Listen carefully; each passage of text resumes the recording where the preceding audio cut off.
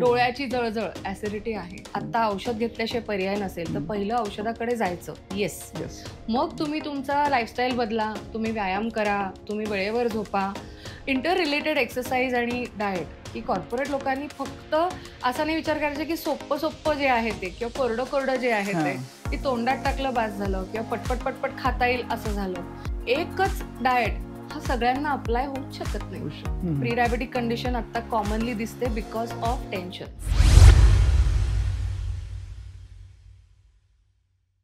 आपण हे उपाय करू, पण लोकांना काही गोष्टी पाळायला अवघड जातं.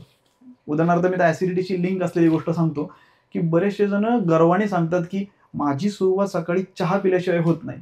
ओके, तर चहा आणि ऍसिडिटी आणि चहा संस्कृतीबद्दल तुम्ही काय सांगणार की कुणी पिला पाहिजे, कधी पिला पाहिजे आणि कसा पिला पाहिजे?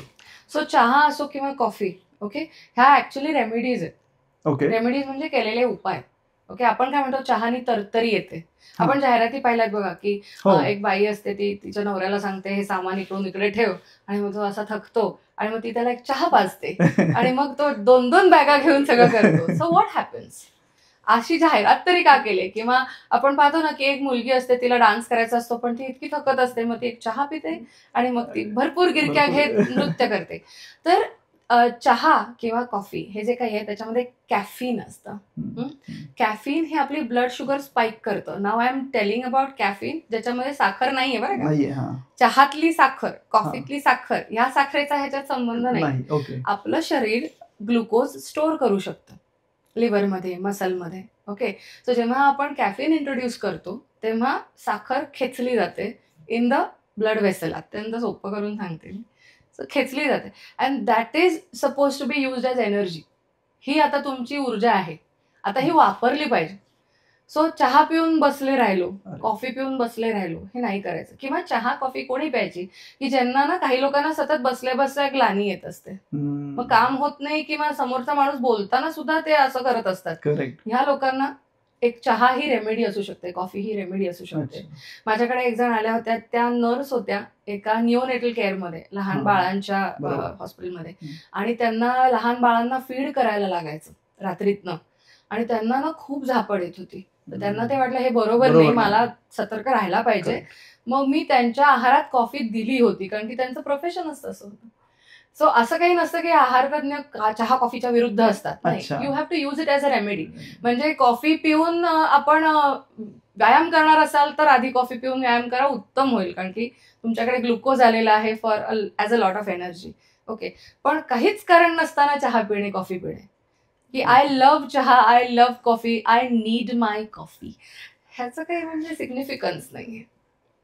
सो आपण चहा कॉफी अशा पद्धतीने वापरलं तर खूप मदत होईल. मात्र आता त्याचा अपाय असा आहे की आपण चहा प्यायला, कॉफी प्यायली तर साखर स्पाइक झालेली आहे. ओके, काय ब्लड वेसलमध्ये.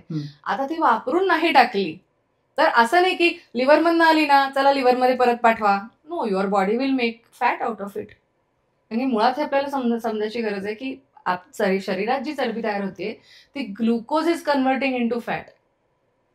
त्यामुळे आपल्याला रक्तामध्ये मिनिमम ग्लुकोज असलं पाहिजे. नसलं पाहिजे असं नाही. Of course our brain works on glucose, पण एक्सेस जे आहे कसं बरं टाळता येईल आपल्याला, हा आपला प्रयत्न सतत पाहिजे.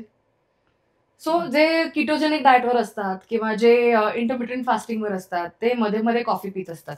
ओके, पण ते कधी प्या तुम्ही, की तुमचं वर्कआउट आहे का त्याच्या आधी प्या ना, किंवा तुम्हाला भरपूर काम करायचं आहे आणि थोडीशी ग्लानी येते असं वाटतंय तर have it as a remedy, not as a habit. हा, ऍडिक्शन नाही झालं पाहिजे त्याचं. आता काही लोक असतात ना, सकाळचा चहा प्यायल्याशिवाय टॉयलेटला नाही जात. एक्झॅक्टली. तर सकाळचा चहा प्यायल्याशिवाय मग तरतरी येत नाही, मग माझं डोकंच दुखायला लागतं. हा ऍडिक्शनचा भाग आहे. सो हे जे ऍडिक्शन आहे त्याच्यावर वेगळं काम करायला लागतं. ही मानसिक अवस्था आहे आता. सो त्याच्यावर वेगळं काम करायला लागतं. मात्र उपाशी पोटी चहा किंवा कॉफी कधीच पिऊ नये, त्यांनी ऍसिडिटी हमखास ट्रिगर होते. कारण की आपलं पोट अख्खं रिकामं असतं. तिथे सुरुवातीला उठल्या उठल्या आधी शांतपणा द्यावा लागतो. मग आपण पंचामृत खावं, थोडंसं बदाम अक्रोड खावे, एखाद दुसरा खजूर खावा तुपाबरोबर, मग चहा कॉफी प्या इफ यू आर ॲडिक्टेड. आणि if you are not addicted तर मग उगाच नका पिऊ, काही गरजच नाही. म्हणजे आपण एक फॅशन म्हणून चहा कॉफी किंवा ते कॅरी करणे कॉफी मग त्यापेक्षा आपण ती रेमेडी म्हणून यूज केली पाहिजे जिथे गरज आहे तिथे. करेक्ट नाही, खूपच छान मुद्दा. मला वाटतं की चहा कॉफी लवर्स जे असतील त्यांना हा मुद्दा नक्कीच पटेल. आणि नुसती साखर काढली म्हणून साखर कमी नाही होत त्यातली, हा एक माझ्यासाठी इट्स अ नॉलेज, कारण तरी पण शुगर स्पाइक होऊ शकते आणि it's a very good information. आता चहा कॉफी झाला, आता तुम्ही एक चांगला मुद्दा टच केला त्याला, तो म्हणजे पंचामृताचा.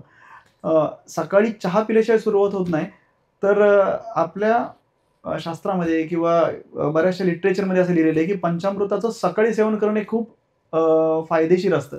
तर ते नक्की काय आहे? सो पंचामृत हा 5 गोष्टींचं कॉम्बिनेशन आहे, जे रिलिजन वाईज विचार केला तर पूजेसाठी जे बनतं त्याच्यात आहे दूध, तूप, दही, मध आणि खडीसाखर. ओके, पण मी जे देते लोकांना त्याच्यामध्ये खडीसाखर देत नाही. खडीसाखरेच्या ऐवजी दुधावरची साय सांगते घालायला, चमचा भरच. ओके, आणि रेसिपी थोडी माझी वेगळी असते. मात्र हे it's a combination of good fat, पहिली गोष्ट. त्यामुळे त्याच्यात it's very rich in omega 3. Okay, it's also rich in cholesterol. आणि हे 5 गोष्टींचं कॉम्बिनेशन आपल्या मनाला शांत करायला मदत करतं. सो दिवस सुरू झाल्यानंतर चिडचिड, दिवस सुरू झाल्यानंतर घाई, दिवस सुरू झाल्यानंतर आता आज काय करायचे काम, म्हणजे मन शांत किंवा प्रसन्न असं जर सुरू झालं ना, ओके, सकाळी सकाळचा दिवस असा सुरू झाला ना, तर तो दिवसभर राहू शकतो संध्याकाळपर्यंत. सो पंचामृत आपल्याला मनाला खूप उपयोगी पडतं, मन शांत ठेवायला उपयोगी पडतं, शरीराला शांत ठेवायला उपयोगी पडतं, because this combination is an antacid. हो. सो रात्री 6:30च्या लाह्यांचं ते पाणी म्हणजे करून सकाळी 1 वाटी प्यायचं आणि त्याच्यानंतर फॉलोड बाय पंचामृत, तुमची ऍसिडिटी गायब. बेस्ट. म्हणजे आणि पंचामृत आवडतंय आणि मस्त लागतंय आणि गुणकारी आहे म्हणून मगभर नाही प्यायचं. त्याला एक पोर्शन आहे, विच एक पाववाटी. ओके, पाववाटीच्या वर नाही घ्यायचंय ते. कुठलीही गोष्ट चांगली म्हणून अति केली तर त्याचा दुष्परिणामच होतो. ऑलवेज रिमेंबर, हेल्दी आहे म्हणून भरपूर नाही, पोर्शन कंट्रोल. आपल्याला 2 ऑप्शन छान मिळालेले आहेत, रात्री काय घ्यायचं आणि सकाळी काय घ्यायचं, रादर दॅन टेकिंग मेडिसिन आणि प्रोबायोटिक. मला वाटतंय हा घरच्या घरी आणि उत्तम उपाय आहे. मला वाटतंय आतापर्यंतच्या जनरेशन ह्यांनी प्रूव्हन आहे हे, है ना. When you say probiotic is very necessary. पण बाहेर जे बाटलीतनं मिळतात ना प्रोबायोटिक्स, तसं घेण्यापेक्षा आपल्या आहारात आहे ना, ताक हे कसलं कमाल प्रोबायोटिक आहे. आणि आता काही लोक असतात की ज्यांना दही ताक आवडत नाही, मग लोणचं खा ना, लोणचंही प्रोबायोटिक. हो, आणि खूपच छान प्रोबायोटिक येते. इनफॅक्ट उन्हाळ्यामध्ये छान मुरवावं आणि मग जेव्हा आजारपण येणार असतं की नाही पावसाळ्यामध्ये, तेव्हा ते खरं खायला वापरावं. सो लोणचं हे खरं पावसाळ्यात खायला पाहिजे, जे उन्हाळ्यात घातलेलं असतं घरात. अच्छा, म्हणजे लोकांना लोणच्या बरोबर ते घाबरण्याचं काही कारण नाही, तेल आहे, मीठ आहे असं म्हणून घाबरायचं. लोणचं भाजी एवढं घेतात, त्यांना सांगायला हवंय की 1 मिनिट कंट्रोल, पोर्शन कंट्रोल. पण अक्षरशः 1 चमचाभर लोणचं जर पावसाळ्यामध्ये खाल्लं ना तर गट प्रॉब्लेम्स होत नाहीत. Very nice. आणि म्हणून तर आपण ते उन्हाळ्यात मुरवणार असतो की जेणेकरून ते आता पावसाळ्यात खायला मिळेल. म्हणजे जुन्या लोकांनी जो एक टाइम सायकल सेट केलेला आहे गोष्टी बनवण्याच्या आणि खाण्याच्या, त्याला एक सायन्स आहे टोटली, पूर्ण. Very nice. आजारांबरोबर सकाळ आणि संध्याकाळी काय खाल्लं पाहिजे हे तर बघितलं, त्याच्याशी आहाराबरोबर तुम्ही 2 गोष्टी अजून एक सांगितल्यात, एक म्हणजे पाणी आणि स्लीपिंग हॅबिट. तर थोडं इलॅबोरेट करा बरं की पाण्याचा इंटेक कधी, कसा आणि करावा आपण. आधी पाणी घेऊया. पाणी हे एक न्यूट्रिएंट आहे, माहितीये का तुला? अच्छा, म्हणजे मेडिसिन. नाही, मेडिसिन आपण नको म्हणायला बरं, ओके. मेडिसिनल प्रॉपर्टीज आहे, पण न्यूट्रिएंट म्हणजे आपण जे खातो अन्न, त्याच्यात काय आहे, कार्बोहायड्रेट, प्रोटीन्स आणि फॅट्स. करेक्ट. 3 गोष्टी आहेत. जगात कुठे गेलो तरी कार्बोहायड्रेट, प्रोटीन्स, फॅट्स आहेत, की अमेरिकेत वेगळं खातात असं काही नाही. So carb, protein, fats and water 4थं न्यूट्रिएंट आहे. आपल्याला माहितीच नाही की ते न्यूट्रिएंट आहे. It has nutritional values. Okay, so त्याचा फायदा असा आहे पाण्याचा की फक्त ते तहान शमवतं का, तर नाही. सो आपल्या पोटाला चर्न करतं म्हणजे पोटातल्या अन्नपदार्थ जे काही पोटात आपण दिलेले असतात त्याला चर्न करायचं काम ते करतं. ते ट्रान्सपोर्ट सिस्टीम आहे की आतड्यांमधनं जेव्हा रक्तापर्यंत आपल्याला जीवनसत्व पोचवायची असतात तर ते पाणी मदत करत असतं. ओके, डोकं शांत जर करायचं असेल तर तिथे पहिलं पाणी मदत करतं. ओके, शरीराचं टेम्परेचर जर शांत ठेवायचं असेल तर पहिलं पाणी मदत करतं. सो किंवा स्नायू आपल्याला जर फ्लेक्झिबल ठेवायचे असतील आणि अकसलेले किंवा काही लोकांना क्रॅम्प्स येतात बरोबर. किंवा काही लोकांचे स्टिफनेस असतो, Stiffness असतो. तिथे पाणी कमी पडत असतं. इतकंच काय, तर मी एकांना सांगितलं होतं की इन्फ्लमेशन कमी बेसिकली करत असतं ना पाणी. तर एकांना आमच्या इथे काम करतात तर त्यांना चाई वाटली. चाई माहिती असेल, असं केसामध्ये एक केसांमध्ये, भाग असतो जो बरोबर. निघून जातो. निघून जातो. हा. तर दॅट इज इन्फ्लमेशन. मी त्याला म्हणलं, पाणी कमी पितोस का? तो म्हणला, हो ताई पाणी होत नाही. तर तू पाणी प्यायला लाग बरं, हे कमी होईल. तो फक्त पाणी पित होता आणि त्यांनी मला अक्षरशः महिन्याभरात सांगितलं की ताई मला केस आले हो तिथे. पाणी, फक्त पाणी. तर पाणी जादुई आहे. पण मग अति पण मगाशी सांगितलं तसं अति काही करायचं नाही. खूप पाणी प्यायलं की आपण ब्लॅडरमधनं ते बाहेर जे काढलं जातं त्याच्याबरोबर जीवनसत्व निघून जातात, अच्छा, जे आपल्या शरीराला हवे आहेत. त्यामुळे अति पण प्यायचं नाही. सो त्याला एक खूप सुंदर फॉर्म्युला आहे जे मी देते. आपल्या शरीराच्या प्रत्येक किलो मागे 50 ml हा हिशोब आहे. बर. मग बाळ असो नाही तर म्हातार माणूस असो, आपलं ओके. वजन बघायचं, त्यानुसार प्रत्येक किलो मागे 50 ml. फक्त पाणी नाही, वॉटर कंटेंट ऑल्सो. म्हणजे त्याच्यात ताक आलं, शहाळं आलं, सूप आलं. काही लोक व्हे प्रोटीन पितात, त्याच्यामधलं पाणी आलं. काही लोक काढे पितात, ते पाणी आलं. So all sorts of liquid धरून हा हिशोब आहे. हो, जुनी लोक आपल्याला सांगायची की जरा चिडला माणूस की थोडंसं पाणी पी. सी सो आता हे बघा, यू ओनली सेड की एखादा राग आलाय माणसाला, तर आपण काय म्हणतो, जरा पाणी पी, शांत हो. होशील. किंवा आपल्याकडे आहे ना, भीती वाटल्यानंतर माझं तोंडचं पाणी पळालं हो, असं म्हणतो आपण. एक्झॅक्टली. किंवा खूप मनुष्य रडला की कोरड पडते. स्ट्रेसफुल काही बोलताना सुद्धा माणसाला कोरड पडते. मग आपण म्हणतो जरा पाणी पी, म्हणजे तुला जरा बोलता येईल असं. किंवा खूप धावून आला माणूस, व्यायाम करून आला, तरी मध्ये काय लागतं, पाणी लागतं. किंवा आल्यावरती आपण म्हणलं हे समोसा, तर नाही, मला आधी पाणी द्या, हो की नाही. सो दम लागणे, श्रम पडणे, कुठल्याही प्रकारे आधी पाणी हे आपल्याला लागतं. कारण की पाणी हे सर्वात श्रेष्ठ आहे. पाण्याची खूप गरज आहे. ओके, एखाद्या माणसाला 7 दिवस अन्न मिळालं नाही तरी चालेल, तो माणूस पाण्यावरती जगू शकतो. इतकं पाण्यामध्ये न्यूट्रिशनल व्हॅल्यू आहे. ओके, सो पाणी इतक्या लेवलला गरजेचं आहे. आणि मगाशी जे मी म्हणलं की पोटाला चर्न करतं, म्हणजे काय, तर मुळात आपण जे अन्न खातो तर पोटाचे जर 4 भाग केले, तर एका भागामध्ये सॉलिड फूड, बरोबर, जस्ट टू काय एलॅबरेट व्हिज्युअल आणा. एका भागामध्ये सॉलिड फूड घातलंय, एका भागामध्ये लिक्विड फूड आहे, एका भागामध्ये पाचक रस आहे, आणि एक भाग रिकामा ठेवायचा आहे. ओके, म्हणजे आपण जेव्हा चटणी केली जाते, चटणी अशी गच्च सगळं भरून मिक्सर चालवला तर ते आयदर झाकण उडेल, नाही तर ती मिक्सच होणार नाही की नाही. त्याच्यात जर जागा ठेवली तर ते मिक्स होईल. आणि आपण काय मग करतो, थोडं थोडं थोडं पाणी घालत चटणी बनवतो. तसंच पोटाला दिलं पाहिजे. सो आहारामध्ये जेव्हा आपण अन्न खात असतो, जेवत असतो, तेव्हा पाणी घेऊन बसलोय आणि दर घासाला पाणी प्यायलंय, नो. सो थोडा घोटभर तिखट लागलं, ठसका लागला तर पाणी असू दे. मात्र ताक जे आहे त्याच्यातही पाण्याचा कंटेंट मोठा आहे, तो आपल्या जेवणाचा भाग असू शकतो. बॉडीला आयडेंटिफाय करता येतं. वॉटर हे सेपरेटली आयडेंटिफाय होतं, इट डझंट हॅव कॅलरीज. पण ताक हे वॉटर जरी भरपूर असलं, त्याच्यामध्ये पाणी जरी भरपूर असलं, तरी त्याच्यात 2 चमचे दही असल्यामुळे इट हॅज कॅलरीज. कॅलरीज असेल तर इट इज फूड. पाणी इज आयडेंटिफाईड सेपरेटली. सो अशा पद्धतीने मग शरीराला पाणी द्यायचं. सो असं प्यायला पाहिजे म्हणून भरपूर. किंवा काही लोक करतात ना, सकाळी सकाळी एक वॉटर थेरपी. सो सकाळची वॉटर थेरपी कोणी करावी, की ज्यांचं जागरण झालेलं आहे, किंवा एखादे ऍक्टर आहे की ज्याचा नाईट शिफ्ट चालू आहे, त्यांनी सकाळी वॉटर थेरपी करावी, म्हणजे टॉक्सिन्स फ्लश होतात. किंवा कोणी नाईट शिफ्ट करतो हॉस्पिटलमध्ये किंवा असं काही, तर त्यांनी सकाळी वॉटर थेरपी करावी. सगळ्यांनी एक वॉटर थेरपी करावी असं गरजेचं नाहीये. म्हणजे आपण एकदम राईट प्रपोर्शन मध्ये कुठल्याही गोष्टीचा अतिरेक न करता, आणि पाण्याला कुठल्याही रिप्लेसमेंट नाहीये. कारण पाणी जे करतं दुसरं काही पाणीच पाणी.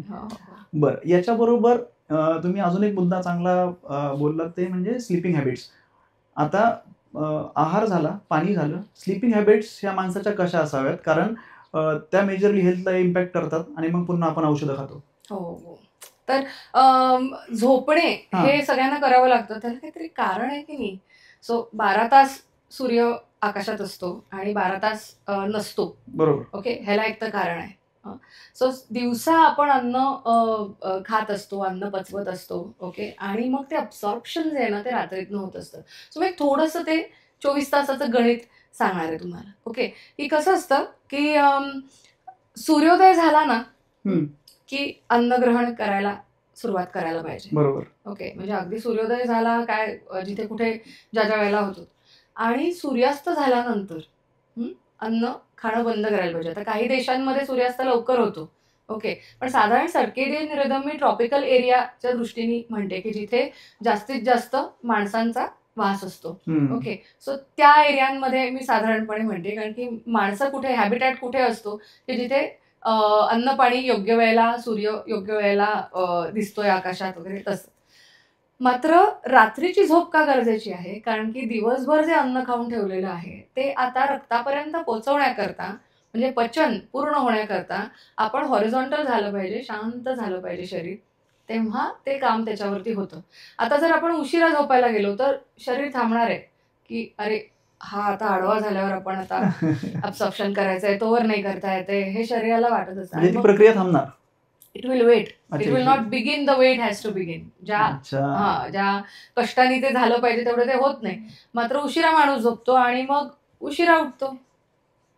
पण सूर्योदय झालेला आहे म्हणजे अन्नग्रहण करायची प्रक्रिया खरं सुरू व्हायला हवी आहे, ती पण होत नाही. त्यामुळे आपण न्यूट्रिशन पण देत नाही बॉडीला, ना नीट अब्सॉर्प्शन होतंय. ओके, सो उशिरा झोपून उपयोगाचं नाही. सो झोपलं कधी पाहिजे, येस 7-8 तास झोपलं पाहिजे, मात्र सूर्योदयाच्या आधी 7-8 तास. सो कॅल्क्युलेशन आता करायला पाहिजे आपण. सो आयडियली खरं तर लहान बाळांना सुद्धा झोपवतात की नाही 9:30 पर्यंत, तर ती योग्य वेळ आहे, ती सगळ्यांची योग्य वेळ आहे. ती लहान बाळं जी असतात तो छोटा माणूस आहे, मोठी माणसं मोठी झालेली आहेत, पण आपण माणूसच आहोत ना शेवटी. तर सगळ्यांनी तसंच झोपलं पाहिजे. आता कोण आता आम्ही घरीच येतो 8:30 वाजता आणि 9 वाजता, आता कधी झोपणार? त्यामुळे तो कट ऑफ जो आहे ना तो त्यातल्या त्यात आता 6 तास 7 तास झोपा आणि 10:30 पर्यंत खरं लोकांनी झोपलं पाहिजे, म्हणजे अब्सॉर्प्शन नीट होईल, पचन नीट होईल, जीवनसत्व रक्तापर्यंत पोहोचवण्याची जी क्रिया बॉडी करत असते ती उत्तम होईल. आणि मग हे नाही शक्यच नाही, आमचं कामच आहे तसं, होय सगळं मान्यच आहे, सगळं मान्य आहे. खूप लोक त्याच्या विरुद्ध जातात. ऑफकोर्स काही इलाज नाही आहे आपल्याला, आपण कामधंदा सोडून तर काही करू शकत नाही. पण ह्याचं रिअलायझेशन जर माणसांना झालं तर आपण काय करू की आपण त्यातल्या त्यात त्याच्या जवळ जायचा तर प्रयत्न करू शकतो, की हे जे काही सृष्टीचा नियम आहे त्याच्या जवळपास गेलो तर आपण चांगले राहू, आपली तब्येत उत्तम राहील. सो झोप ही त्याकरता महत्वाची. अजून एक खूप महत्वाचा मुद्दा आहे कॉर्टिसॉल. Okay, ऍड्रेनलिन rush. बरोबर, हे तर आपल्याला माहिती आहे, ऍडव्हेंचर असेल, एका खड्ड्यावर उडी मारायची तर ऍड्रेनलिन रश येतं. अगदी नाटकात एंट्री घेताना सुद्धा एखाद्या ऍक्टरला तो ऍड्रेनलिन फील होत असतो. मात्र कॉर्टिसॉल हे असंच एक स्टेरॉइड हॉर्मोन आहे की जे ताण आला की आपल्या बॉडीमध्ये स्रवतं. ओके, सो ते कॉर्टिसॉल राईज होतं जर आपण झोपलो नाही तर, कारण की स्ट्रेस आहे बॉडीसाठी. अच्छा, शरीराचं काय म्हणणं आहे, अन्न खा आणि ते पचवा, बस. शरीराला काही माहिती नाहीये की तुम्ही काय काम करता, कुठल्या क्षेत्रात आहात, तुमच्याकडे किती पैसे आहेत, तुमच्याकडे किती फ्रेंड्स आहेत, तुम्ही किती फेमस आहात, काही पडलेली नाहीये. Organs don't know. Correct correct. बॉडीचं काय म्हणणं आहे, तुम्ही अन्न व्यवस्थित खा, व्यवस्थित झोपा, अन्न पचवा, बॉडी चालू राहणार, वेळेत खा आणि चांगलं खा. एक्झॅक्टली. त्यामुळे आपल्याला ते नियम फॉलो करणं खूप गरजेचं असतं. आणि जेव्हा ते नियम आपण फॉलो नाही करत तेव्हा कॉर्टिसॉल वाढतं, which is a stress steroid hormone. आणि कॉर्टिसॉल हे का वाढतं, नाही तर नर्वस ब्रेकडाऊन होईल आपला, नाही तर शरीर चालणं अवघड व्हायला लागेल. मात्र कॉर्टिसॉल जे वाढतं त्याच्या बरोबरीने येतात साईड इफेक्ट्स. कॉर्टिसॉल खूप जास्त झालं तर अंग दुखतं, जॉईंट्स दुखतात आणि बेली फॅट वाढतं, म्हणजे पोटाचा घेर वाढायला लागतो माणसाचा. सो झोपलं नाही की हे सगळं होतं. एवढे इंडिकेशन्स आहेत आपल्याला आणि एवढे दुष्परिणाम पण आहेत, फक्त झोप व्यवस्थित नाही आणि वेळेवर नाही घेतली तर आपण असं म्हणू शकतो का की आपली ग्रामीण जे लोक असतात ते सूर्यचक्र किंवा चांगलं शहरी लोकांपेक्षा चांगलं फॉलो करतात, म्हणजे खाण्याचं असू दे आणि झोपण्याच्या वेळ असू दे, त्यामुळे कदाचित त्यांच्या तक्रारी कमी आहेत असं म्हणायला हरकत नाही, कारण ते सूर्यचक्र बरोबर फॉलो करतात. तुम्ही डिस्ट्रॅक्शन्स कमी आहेत. अच्छा, हा, तुम्ही जे म्हणताय की त्या क्षेत्रातली त्या एरियाज मधली लोक जास्त छान पाळतात कारण की त्यांच्याकडे डिस्ट्रॅक्शन्स नाही आहेत. शहरी लोकांकडे डिस्ट्रॅक्शन्स खूप आहेत ना. एकतर सोशल मीडिया आहे, टेक्नॉलॉजीज आहेत, टेलिव्हिजन आहे आणि काय फ्रेंड्स आणि सोशलायझिंग आहे बाहेर जाऊन, इतके डिस्ट्रॅक्शन्स आहेत. त्या एरियाजमध्ये डिस्ट्रॅक्शन्स नसल्यामुळे कदाचित त्यांची जास्त ते सर्केडियन रिदम मध्ये राहू शकतात. सो शहरी लोकांकडे डिस्ट्रॅक्शन खूप आहेत, पण आहे शहरी लोक पण आपण करू शकतो बरं का. आपण ठेवू शकतो फोन बाजूला, आपण ठेवू शकतो, आपण काम लवकर वेळेत संपवू शकतो, हे सगळं करू शकतो, पण आपण we choose not to. Problem तो आहे. नाही, हा मला वाटतं खूप महत्वाचा मुद्दा आहे की दोन्हीही पॉसिबल आहेत ऍक्च्युली गोष्टी शहरी आणि ग्रामीण भागामध्ये. आणि मला वाटतं आपणही थोडं डिसिप्लिन झालो कदाचित त्यांच्यासारखं तर आपण नक्कीच आहार चांगला फॉलो करू शकतो. आता ज्या प्रेक्षकांमध्ये भरपूर साऱ्या गृहिणी असतील, फिमेल असतील आणि काही ठीक आहे पुरुषांनाही हा प्रश्न असेल आणि त्यांच्या कदाचित आवडीचा प्रश्न असेल. एक भरपूर फॅट आपण असं म्हणूया की 0 साईज फिगर, ओके, आणि वेट लॉस हे इतकं गिमिक चाललंय आणि प्रत्येकजण everybody is coming up with new things की हे केलं की वेट लॉस होतं, मी एवढे एवढे किलो कमी केले. तर वेट लॉस हा एक मिथ आहे का लोकांनी खरंच वाटलं पाहिजे की मी जाड आहे किंवा मी लीन आहे तर मी फिट आहे, ह्या गैरसमजातनं कसं बाहेर पडायचं? ओके, एक तर मी ह्याचं उत्तर मी स्वतःच्या उदाहरणावरून देणार. मग त्याच्या अगोदर एक प्रश्न, तुम्हाला असं कोणी म्हणालंय का की तुम्ही स्वतः न्यूट्रिशनिस्ट आहात, मग तुम्ही पण हेल्दी आहात? आता हे जे काही जो प्रश्न आहे ना, तुम्ही पण हेल्दी आहात, जाड म्हणायला लोकांना प्रश्न पडतो की अरे जाड कसं म्हणायचं, मग बॉडी शेमिंग होतं ना ते वगैरे वगैरे. नाही, तर वजनदार हा अत्यंत गुबगुबीत आणि गोंडस आणि गुलछबू शब्द त्याला आपण दिलेला आहे की तुम्ही वजनदार आहात, तर मग तुम्ही तुमचं डाएट फॉलो नाही का करत, हे मला खूप जणांनी विचारलेलं आहे. किंवा आता जरा तू पण तुझं डाएट कर बरं का असंही म्हणतात. पण त्या लोकांना हे माहिती नसतं की मी हे दिवस रात्र करते. ओके, मी ज्या आजारातनं स्वतःला बाहेर काढलेलं आहे तेव्हा मी 112 किलोची होते. ओके, त्याच्यातनं मी एक जवळजवळ 42 किलो कमी करून बसलेली आहे आणि अजूनही मी कमी करू शकते का, तर हो. पण त्या बरोबरीने मला जो आहार खावा लागतो, ओके, आहार जो माझा असतो तो हाय फॅट असतो, कारण की मला त्या आजारासाठी त्या पद्धतीने आहार घ्यावा लागतो. मात्र फिटनेस माझा अल्टिमेट असतो. सो मी पॉवर लिफ्टिंग करते आणि मी सतत आहार हा माझा योग्य तोच असतो. So there is no sugar in my diet. Okay, there is no high inflammation foods in my diet. Okay, inflammation वाढवणारे, शरीराची उष्णता वाढवणारे अन्नपदार्थ मी नाही खात. सो हे मला करावंच लागतं. अच्छा, तुझा जो प्रश्न आहे की मग हे लोकांना जे मी बारीक झाल्यावर फिट होईल, सो लोकांना काय वाटतं ना की बारीक म्हणजे हेल्दी आणि फिट, जाड म्हणजे अरे सगळा प्रॉब्लेम आहे. ओके, सो माहितीच नाहीये लोकांना मी किती पॉवर लिफ्टिंग करते, माहितीच नाहीये लोकांना की माझा सकाळपासून संध्याकाळपर्यंत किती शिस्तीचा आहार असतो. मात्र हे बोललं जातं कारण की मी दिसताना वजनदार दिसते. सो काही लोक दिसताना वजनदार दिसतात, मात्र त्यांचे स्नायू खूप मोठे असतात, ते जेनेटिकली असतं. ओके, काही लोक दिसताना अत्यंत बारीक दिसतात, मात्र वाटतं की अरे काय हेल्दी आणि फिट, पण त्यांची विकनेस खूप असतो. स्नायू झिजलेले असतात, त्यांना दम लागत असतो, त्यांचं कोलेस्ट्रॉल वाढलेलं असतं, त्यांची शुगर लेवल्स वाढलेली असतात, बीपी असतं, पण दिसताना ते कुठं दिसतं, ते ब्लड रिपोर्ट वरती दिसतं. ओके, ते कोण बघायला जाणार आहे? त्यामुळे काय होतं, हे गृहीत धरलं जातं की बारीक माणूस म्हणजे हेल्दी आणि फिट. सो मुळात हेल्दी आणि फिट म्हणजे काय आणि लोकांनी ते कसं पाळायला पाहिजे. सो हेल्दी म्हणजे आपले ब्लड पॅरामीटर्स अत्यंत उत्तम पाहिजे. कुठले तर liver function, kidney function, D3, B12, thyroid, okay, lipid profile, हे सगळं आपलं चकचकीत आणि उत्तम आणि बॅलन्स्ड आणि रेंजमध्ये असलं पाहिजे. सो वी आर हेल्दी आणि आजार कुठले जडलेले नसले पाहिजे. So we are healthy. Okay, so हा झाला हेल्थचा भाग. आणि फिटनेस म्हणजे काय, तर अत्यंत सोपं सांगते, स्वतःच्या वजनाला उचलता, ओढता आणि ढकलता आलं पाहिजे. परफेक्ट. मग ते तुमच्या एवढं वजन एक्स्ट्रा घेऊन असो किंवा आधी स्वतःचं वजन असो, हे जर करता येतंय तर तुम्ही फिट आहात.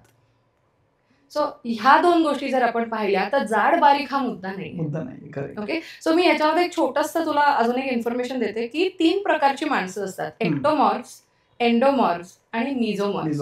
सो एंडोमॉर्फ जे असतात ना, त्यांचे एंडोमॉर्फ्स तर त्यांचे लेग लेंथ छोटी असते, टॉर्सो लांब असतो, ते सतत वजनदार होण्याकडे त्यांचा कल असतो. त्यामुळे त्यांना आयुष्यभर कितीही बारीक झाले तरी ते वजनदार होणार असतात. ते कशामुळे वजनदार होतात, तर ताणामुळे होतात. स्ट्रेस आला काही कारणाने, किंवा हेल्दी आहे पण जरा कधी ओव्हर इटिंग करायला गेलं तर ते पटकन वजनदार होणार. तर त्यांना सतत ते वजन कमी करायचे कष्ट करत राहावे लागतात आयुष्यभर. जे एक्टोमॉर्फ्स असतात तर त्यांची लेग लेंथ लांब असते आणि टॉर्सो छोटासा असतो. ते सतत अंडरवेट कडे जाणारी लोक असतात. हो. त्यांचं मेटाबॉलिझम प्रचंड असतं आणि ते खाल्लं की जिरवतात. ओके, त्यांना ताकदीचा व्यायामाची अतोनात गरज असते टू मेंटेन देअर करेक्ट वजन. आणि मेझोमॉर्फ लोक जे असतात ते लकी असतात. ते ना खूप जाड होतात ना खूप बारीक होतात, अनलेस ते कुठल्या ताणात न जातात आणि मग ते हेवायर गेलं तर मग हे तिन्ही प्रकारची लोक काहीही होऊ शकतं त्यांच्या बाबतीत. पण हे सर्वसाधारण अशी शरीरयष्टी असते आणि असं असतं. त्यामुळे वेट लॉस, फॅट लॉस हे जे एक भूत सवार आहे ना, की त्याच्याशिवाय काही जगात नाही बाबा. त्यापेक्षा हेल्दी असणं गरजेचं आहे, फिट असणं गरजेचं आहे. म्हणजे तुमच्या आयुष्याचं काय वर्ष वाढणार आहेत. ओके, वर्ष वाढणाऱ्यापेक्षा आता कोणाची किती वर्ष आहेत ती काही लिहून ठेवलेली आहेत, पण ती क्वालिटी असावी. क्वालिटी लाईफ साठी हेल्थ अँड फिटनेस महत्वाचं आहे. ओके, तुम्ही किती वजनदार आहात आणि किती बारीक आहात. माझ्याकडे खूप लोक ही खूप बारीक आहे, हिला जाड करा. तर बारीक माणूस हा फॅट वाढवूच शकणार नसतो, पण वजन वाढवण्याकरता मस्क्युलर स्ट्रेंथ वाढवावी लागते. ओके, आणि ही किती जाड आहे, तर ती जर जेनेटिकली किंवा लहानपणापासून जर ती व्यक्ती जरा वजनदारकडे असेल तर ती पाटपोट केक आणि चवळीची शेंग आणि झिरो फिगर कधीच होणार नसते. हे ऍक्सेप्ट मुळात करायला पाहिजे. ओके, पण त्रास जो काही होतो आहे की बाई आजार आहे का काही किंवा काही whatever issues are happening around the fat gain, ते आपण दुरुस्त करूया, तिकडे त्या व्यक्तीला आणूया. आता माझ्याकडे जे काही सेलिब्रिटीज येतात, काही ऍक्ट्रेसेस येतात की त्यांची गरज खूप बारीक असणं आहे, कारण की त्यांना फ्रेम मध्ये तसं दिसलं पाहिजे, त्यांचा प्रोफेशनचा भाग आहे. मग ऑफकोर्स त्यांच्याकरता हे महत्वाची गोष्ट असते, मग त्या दृष्टीने डाएट द्यावा लागतो. नक्कीच. So this is about fat loss and weight loss and everything. तर आता मला वाटतं की बऱ्याच जणांना ह्या गोष्टी नमूद केल्या असतील लोकांनी आणि फॉलो करूया. पण प्रेक्षकांच्या मनातला एक प्रश्न विचारतो की ठीक आहे, आम्ही सगळं फॉलो करू, तुम्ही जसं सांगितलं तसं स्वतःच्या आहाराची काळजी घेऊ आणि कालांतराने तब्येतीची काळजी घेतली जाईल, पण कधीतरी आपल्याला चीट डाएट करावा वाटतोच. शेवटी मन आहे, आपल्याला वाटतं, खावंसं वाटणं हे एक गोष्ट आहे. मग आपण काहीतरी खूप बटरी खाल्लं, चीज खाल्लं आणि मी दुसऱ्या दिवशी वॉक केला, म्हणून तो चीट डाएट सार्थक झाला असं काय आहे का? किंवा चीट डाएट कसा करावा याच्याबद्दल काय सांगणार? सो मुळात हे दोन मुद्देच वेगळे आहेत. तर मी आधी पहिले चीट डाएट वरती सांगते. सो चीट डाएट हे आपल्याकडनं कॉन्सेप्ट ही परदेशातनं आलेली आहे. भारतीय लोक चीट डाएटवरच असतात, हे लक्षात घ्यायची गरज आहे. सो चीट डाएट आपण कधी करतो? चीट कोणाला करणार? आहार तज्ञाला करणार का? तर नाही, मी तुमची मदत करायला आहे, मला चीट करून काय? मग स्वतःला आपल्याला चीट करता येतं का? You cannot be dishonest to yourself, की नाही? सो चीट डाएट ही एक कॉन्सेप्ट आहे. ती कुठनं आली तर कीटोजेनिक डाएट किंवा लो कार्ब डाएट जेव्हा केला जातो तेव्हा आपण फॉर एक्झाम्पल सोमवार ते शनिवार अत्यंत लो कार्बोहायड्रेट्स ठेवून आपण डाएट करतो आहोत. रविवारी चीट केलं. काय चीट केलं तर भात खाल्ला किंवा काहीतरी गोड खाल्लं. सो कार्ब रश म्हणजे चीट.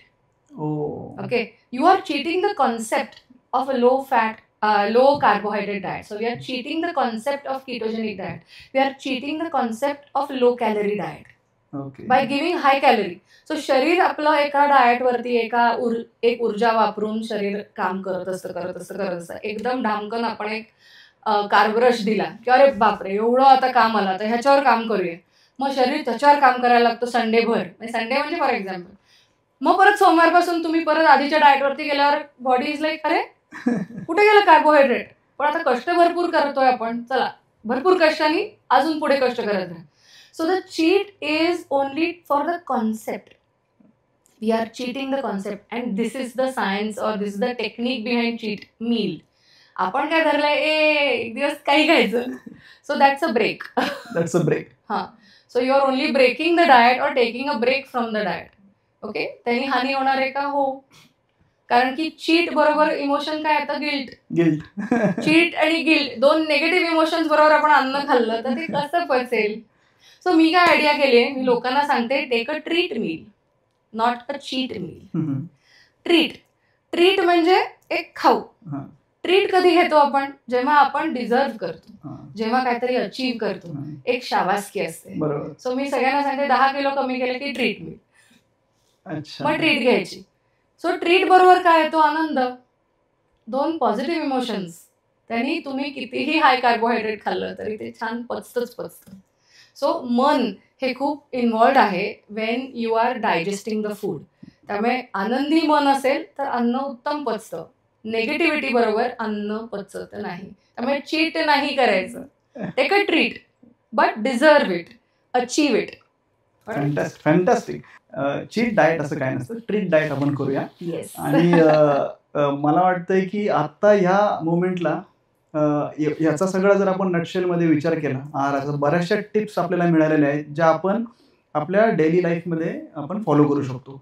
पण बिफोर आय कन्क्लूड, मला एक महत्त्वाचा प्रश्न विचारायचा आहे. कारण ह्या तिखट साखरच्या एपिसोडमध्ये नेहमी आपण असं बघतो की एखादी सक्सेसफुल व्यक्ती किंवा एकदा अचीव केलेली व्यक्ती, त्यांचा जो प्रवास असतो तो तेवढा गोड नसतो, बराच वेळा तो खडतर असतो. तर तसंच तुमच्या आयुष्यातली तिखट साखर मुवमेंट तुम्ही काय सांगाल?